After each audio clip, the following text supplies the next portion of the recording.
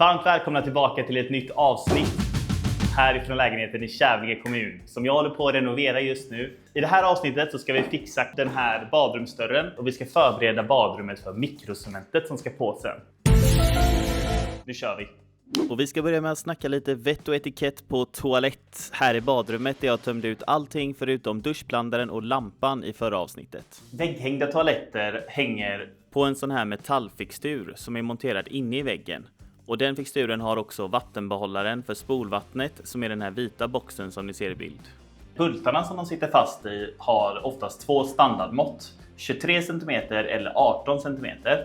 Och min gamla toalett hängde med 23 cm avstånd. Och nu har jag varit inne och kikat på nätet och hittat väldigt många olika toaletter som är vägghängda. Som skiljer sig en del i pris. Och en modell som jag har hittat som ligger väldigt bra i pris och det är den modellen jag vill ha. Har 18 cm mellan bultarna. Så jag kikade in i den här luckan där man stänger av vattnet.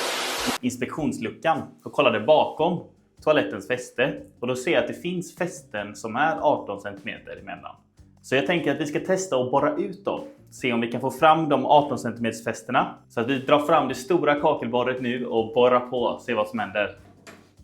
Detta borret är ju perfekt för det är lite större än bultarna. 18 cm är ju 5 cm kortare än 23. Vilket betyder att vi ska ha 2,5 cm från varje sida.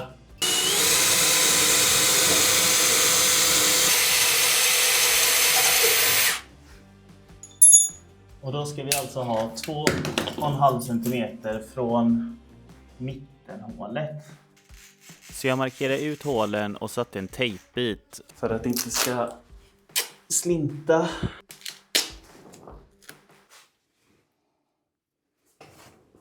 Knäskydd till byxorna kan jag verkligen rekommendera. Det är sån jäkla skillnad att jobba sittandes. Men nu borrar vi på så ser vi vad som händer. Och när man borrar i kakel så behöver man som sagt ett kakelborr och något att tänka på är att låta borrmaskinen göra jobbet. Man behöver inte trycka speciellt hårt utan den kommer igenom till slut. Och så kan man vinkla borret lite för att få hålen lite större.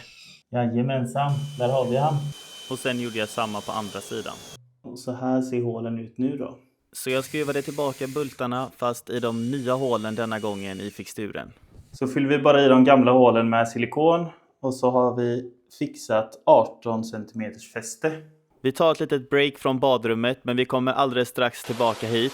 Men nu ska vi leka lite nätinstallatörer för det här fiberuttaget har krånglat sedan jag flyttade in. Jag har köpt ett nytt uttag och ett slitsverktyg. För sådana här tunna nätverkskablar skalar man inte och kopplar in utan man pressar in dem i den här dosan med hjälp av ett så kallat slitsverktyg. Och jag har köpt den billigaste varianten och det finns ju mer avancerade som den ni ser på bilden här till exempel. Och det här är då ett gammalt fiberuttag med en gammal långsam sladd som heter Cat 5. Och det säljs inte så många Cat 5 men det ska gå bra att byta ut till ett Cat 6. Jag kommer inte få hastigheterna som ett Cat 6-uttag erbjuder men det kommer fortfarande bli internet här inne. Så att vi ska sätta i det här Cat 6-uttaget och se hur det går. Och de här doserna är väldigt bra uppmärkta så det är bara att kopiera sladdarna så som de satt i den förra dosan till den nya. Och sen så använder jag slitsverktyget då för att pressa in kablarna. Och till min stora förvåning så funkade det på första försöket. Jajamän! Så jag skruvade fast den nya dosan på väggen och nu ska vi jobba lite med badrumsdörren.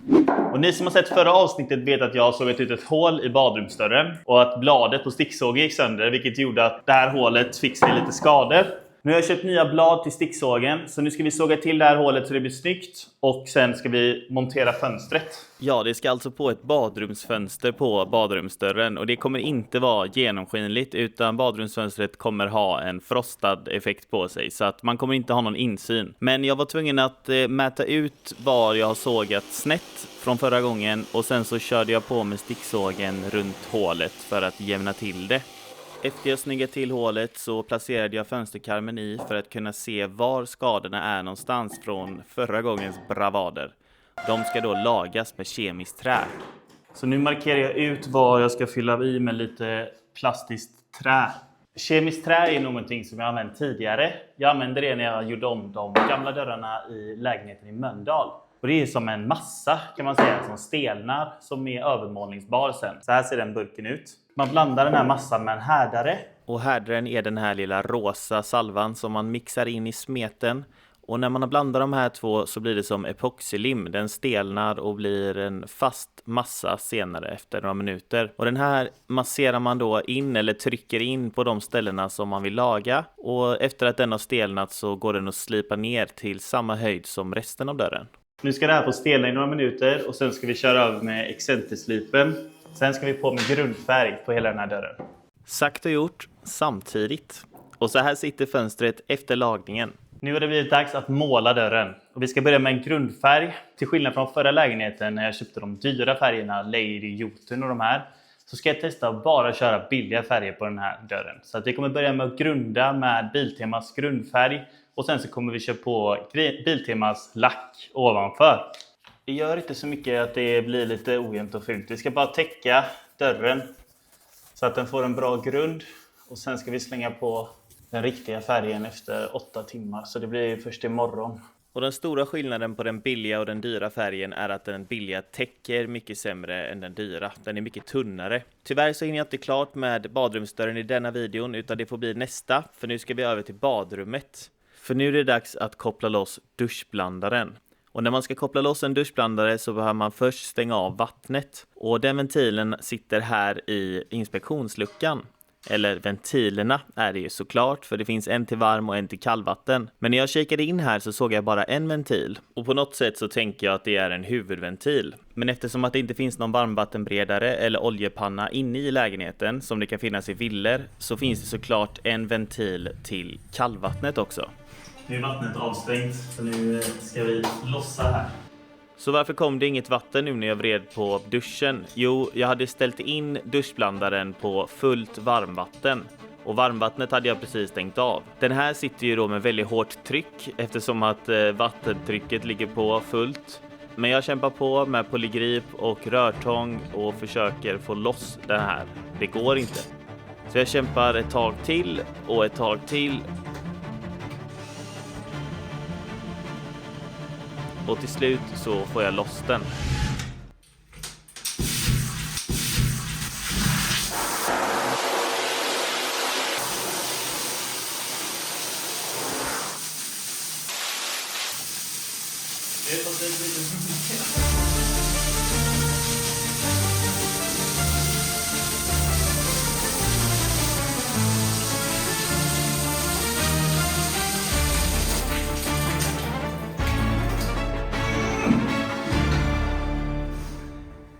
Ja, men nu är i alla fall vattnet avstängt, vilket är jättebra. Så nu kan vi fortsätta med arbetet.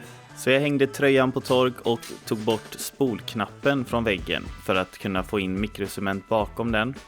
Och sen så tog jag även ut pluggarna från den gamla blandaren och rengjorde det gamla silikonet för att sen fylla i med nytt våtrumssilikon i hålen där pluggen satt. Och när allting som var väggmonterat i badrummet var borta så är det dags att skära bort silikonfogar.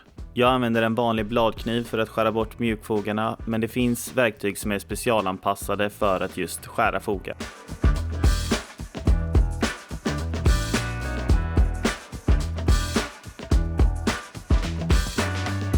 Här med elementet så tror jag kommer ha min största utmaning när det kommer till mikrocementet.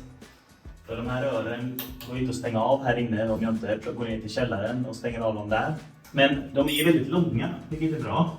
Jag kommer behöva bygga någon anordning så att elementet är i luften typ. Alternativt att man är 2 stycken så en håller elementet medan jag lägger på cement. Men jag måste fundera lite på det. Kanske läsa på lite om jag hittar något på nätet. De här rundade kanterna som är på den här inåtbuktningen i kaklet, de kan man sätta skyddslister på och köra mikrocementet över så att det blir skarpa kanter. Men jag tror att jag ska behålla dem som de är. Jag har inte riktigt bestämt mig än. Ni får gärna kommentera vad ni tycker hade varit bäst. Ska jag behålla dem runda och göra en snygg rundning på dem? Eller ska vi ha skarpa kanter som också kommer bli snyggt? Det ser ut som någon slags... Jag vet inte. Nu är det dags för det här avloppet som vi har väntat. Det ska bli så himla roligt. Ni som har sett första avsnittet vet att den här lägenheten inte är flyttstädad. Det betyder att det här avloppet inte är rengjort. Men det är inte så farligt. Man vill ju ha ett så rent badrum som möjligt när man ska lägga på mikrocement, och det gäller även brunnen. Så att jag tog fram städhandskarna och körde igång med rengöringsmedel och rödsprit för att göra rent det här avloppet. Och det är inte så farligt som det ser ut. Det ska bara göras, och är man inte äckelmagad så är det ganska straightforward. Om du funderar på att renovera lägenhet och köpa en lägenhet från Kronofogden, då kommer det här inte riktigt jobb. För de är ofta sitter flyttstädare. Man får bara skydda händerna och slakta. Det är som att tvätta, det ska bara göras. Det går ju såklart att anlita en städfirma också om man vill slippa göra det, men på den här kanalen så gör vi allting själva så gott det går. Så vi rent vatten och fyller upp vattenlåset. Nu ska hela badrummet rengöras med teröd eller rödsprit. Och det är för att ta bort alla avlagringar och fett och sånt som ligger. Teröd luktar ganska starkt så att vi kommer känna munskydd.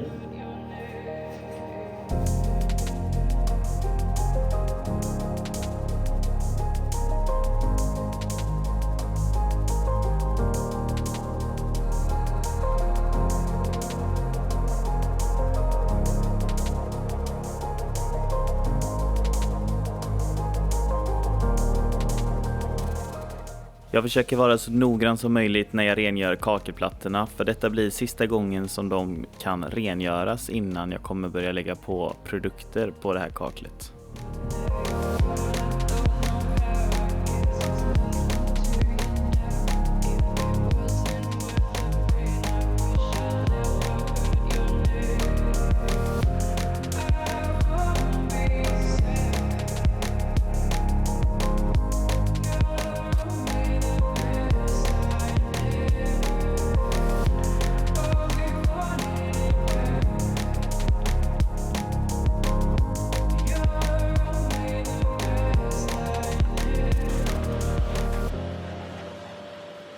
Nu ska vi koppla bort ljuset här inne, så jag har en sån här extra lampa som vi fäster här vid taket. Då rycker vi säkringen först för att vara helt säkra på att det inte är någon ström i badrummet. Nu är säkringen ute, så nu vet vi att det är helt strömlöst här. Ska vi lossa? Så jag skruvade ut de 2 skruvarna som lampan var fäst i och drog väkten. Sen så borrade jag ut pluggen som skruvarna satt i för att sen fylla i med våtrumssilikon.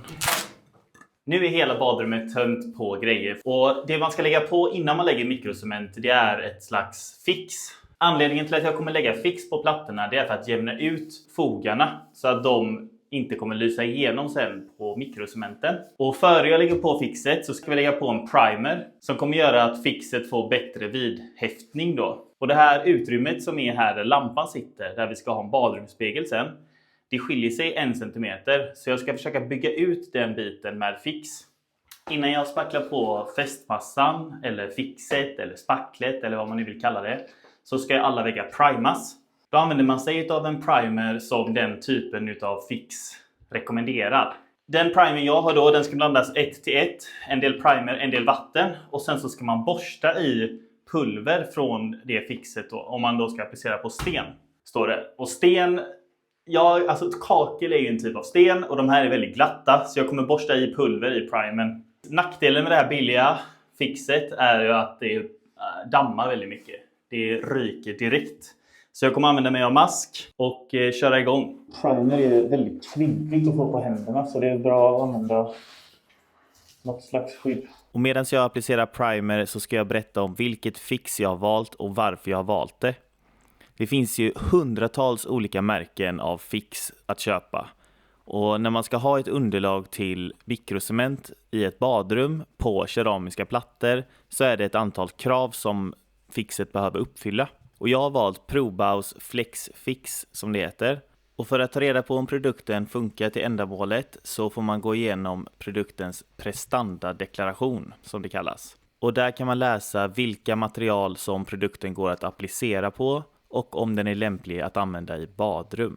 Lite längre ner så hittar vi information om vilken primer som ska användas, och det står också mycket bra information om produkten och vilka förberedelser man ska göra och sådär. Men det står att man ska borsta in pulvret.